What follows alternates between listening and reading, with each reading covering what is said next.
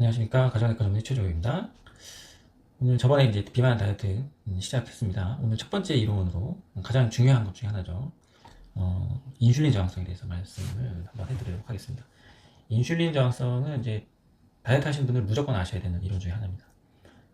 이제 인슐린이라는 얘기가 나오니까 뭐 당뇨냐 뭐 이런 얘기 이제 얼핏 떠오르실 수도 있는데 뭐 관련이 있을 수도 있지만 당뇨병을 꼭 얘기하는 건 아닙니다. 자, 하나씩 살펴보도록 하겠습니다.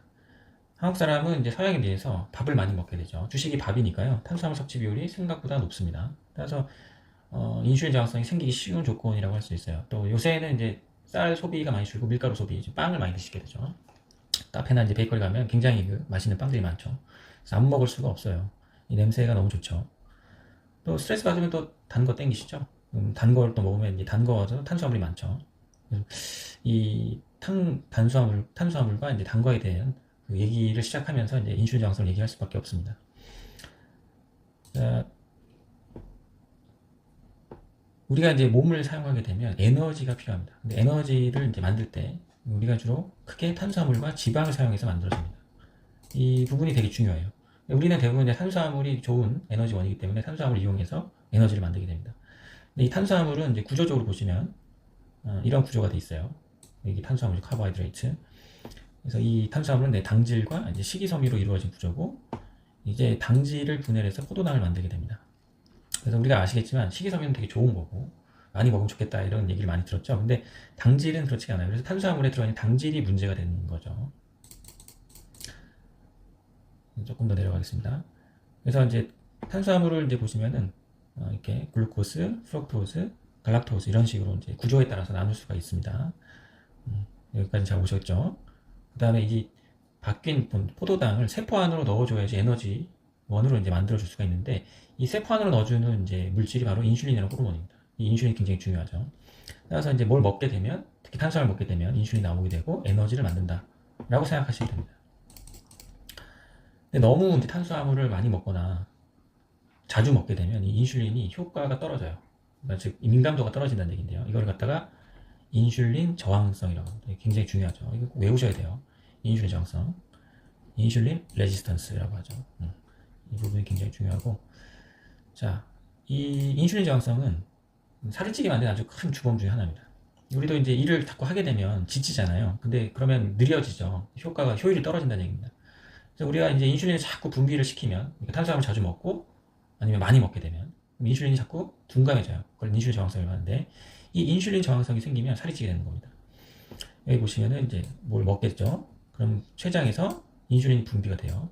그러면 세포 안으로 포도당을 넣는 일을 하게 되는데, 너무 자주 하게 되면 인슐린 저항성이 생기고, 그때 에디포사이트, 살이 찌게 되는 겁니다. 왜냐하면 인슐린이 있을 때는 지방 분해가 일어나지 않기 때문입니다. 그래서 인슐린이 바닥을 치게 하는 조건이 중요하다 이렇게 보시면 되고요.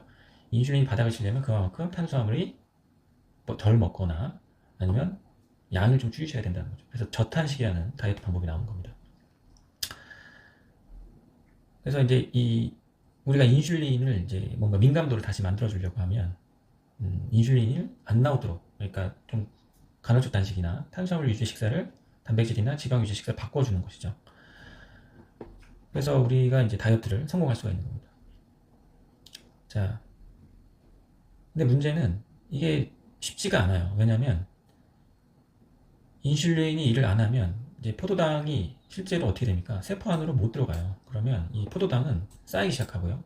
쌓인 포도당들은 대부분 지방으로 바뀌면서 내장이나 간, 피부 및 피하 지방으로 가서 살이 됩니다. 이게 바로 이제 비만이 되는 조건이 되는 거죠. 근데 이 포도당이 세포 안에 못 들어가니까 에너지가 없잖아요. 그러면 계속 배가 고프게 된 상태가 되는 거예요. 그러면 우리는 브레인은 그렐린이라는 어떤 이제 공복감을 만들어내는 호르몬이죠. 이 글렐린이 올라가서 더 먹으라고 명령을 계속합니다. 먹었는데 말이죠. 인슐린이 일을 잘 못하니까 먹은 것 같지가 않은 상태가 되는 거죠. 이걸 갖다가 인슐린 저항성이라고 하는 거예요. 그래서 결국 악순환 연결고리가 만들어지는 거죠. 이거를 해결하시는 것이 다이어트의 첫 번째라고 보시면 됩니다. 그래서 인슐린은 탄수화물이 없으면 쉬게 되고요. 그 중에서 탄수화물 비율을 많이 줄여주는 것이 중요하죠. 그래서 이제 탄수화물이 줄어들면 지방이 이제 에너지를 만들게 됩니다. 왜냐하면 탄수화물 말고 지방도 에너지원으로 사용될 수 있기 때문이죠. 그래서 지방을 먹어줘야지 우리 몸이 또 에너지를 만들어주게 됩니다. 이게 바로 그 유명한 키토 다이어트라고 하는 저탄고지 식단이 되겠습니다. 이걸 이용해서 이제 다이어트를 많이들 하셨었죠. 뭐 옛날에 방탄커피라든가 이런 것들이 굉장히 유행했었고, 그리고 이제 간헐적 단식이라고 해서 한 16대 8, 24시간을 이제 16시간과 8시간 나눠가지고 이제 다이어트를 하게 되는 거죠. 그래서 8시간 동안 먹고 나머지 16시간 굶게 되는, 그래서 인슐린 쉬게 해주는 그런 다이어트 방법이 있고요. 아까 말씀드렸던 케토 다이어트는 탄수화물을 줄이고 지방을 많이 먹는 그런 다이어트 방법이 됩니다. 자, 이렇게 해서 이제 지방과 단백질 위주 식사를 하고, 그 다음에 가끔 간헐적 단식을 하게 되면 인슐린이 민감도를 찾게 됩니다. 그래서 이제 인슐린 저항성이 좋아지면 인슐린이 그만큼 덜 나오니까 지방이 분해하는 눈이 열리는 시간이 더 길어지고, 따라서 운동 효과나 식이습관 개선에 대한 다이어트 효과가 증가가 되는 것입니다. 그래서 이 부분이 굉장히 중요한 부분이기 때문에 내가 얼마만큼 탄수화물을 먹고 있는지, 얼마나 자주 먹고 있는지, 그리고 내가 인슐린 저항성이 얼마인지를 체크를 하시는 게 중요합니다. 요것은 이제 쉽진 않은 얘기인데 한번 내원하셔가지고 체크를 하시면 좋을 것 같습니다. 자, 오늘은 굉장히 중요한 인슐린 저항성에 대해서 한번 얘기를 같이 나눠봤습니다. 다음에는 이제 렙틴 저항성에 대해서 한번 할 건데요. 이 렙틴 저항성도 굉장히 중요한 부분 중에 하나입니다. 다음 시간에 또 찾아뵙도록 하겠습니다. 여기까지 하겠습니다.